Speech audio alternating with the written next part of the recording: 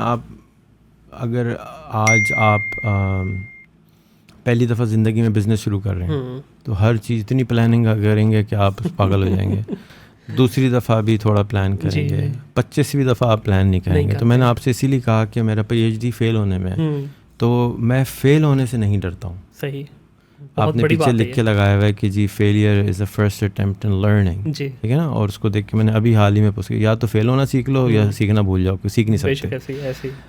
हमारा एक स्कूल है, उसमें हमारी रिक्वायरमेंट है कि आपने बच्चों को सिर्फ फेल होना सिखाना है, पास होना नहीं सिखाना। हाँ, आगे जाके हम इस पे पास होना तो आप खुद सीख जाएंगे। अगर आपने रोटी बनाने की कोशिश ही नहीं करी तो गोल रोटी नहीं बना सकते। बिल्कुल सही है। तो आपका काम उसको गोल रोटी बनाना सिखाना नहीं है, आपका काम उसको राज़ी करना है कि यार तू किसी तरह से आटा गूंद ले और रोटी पका ले, हाथ जला ले, थोड़ा सा जलेगा।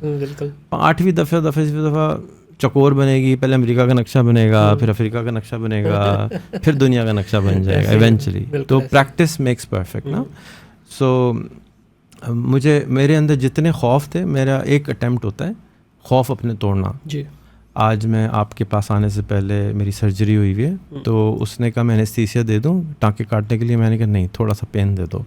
मैं अपनी रेजिस्टेंस ऑफ पेन को बढ़ाना चाहता हूँ। सही जाके खुदा ना खास्ता तकलीफ़ हो तो मुझे डर लगता है, डर पेन से, तो मैं उसको कम करना चाहता हूँ। अगर मुझे कम करनी है कोई चीज़ तो मुझे वो बार बार करनी पड़ेगी ना, चाहे वो दर्द ही क्यों ना हो। तो अब एक आदमी ईंटें उठा रहा है, उसको दर्द ही नहीं हो रहा, पत्थर के जैसे हाथ हो जाते हैं उसके, और मैं जाके उठाऊँगा, अबे यार ये हो गया, ये क्या किया मेरे साथ, जुल्म कर दिया, ज़्यादती कर दी।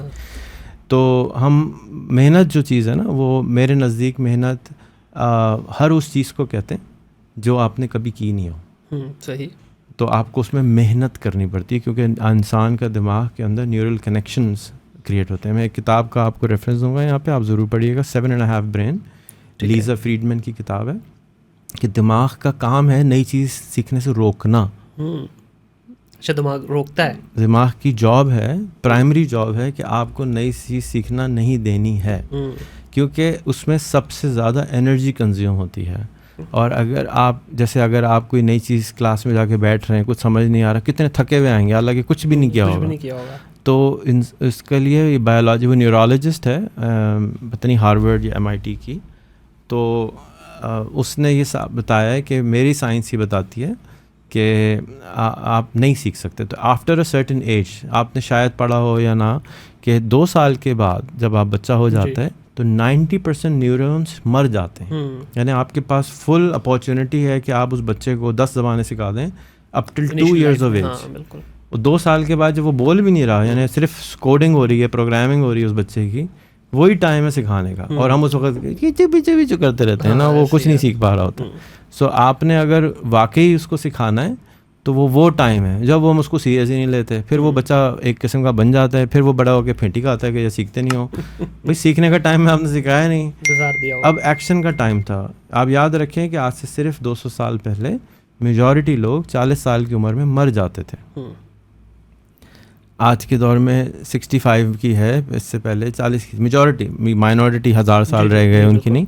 तो हमारा जो साइकिल था ना, वो जल्दी था, 12 साल में शादी, बच्चे, फिर 40 में तो दादा नाना भी बन गए, फड़क भी चुके। सो ह्यूमन हिस्ट्री को अगेन मैं प्लग इन करूँगा, किताब सेपियंस सबको पढ़नी चाहिए। हमने उसके ऊपर उर्दू में डॉक्यूमेंट्री भी बना के डाली हुई है, वो ज़रूर सबको पढ़नी चाहिए।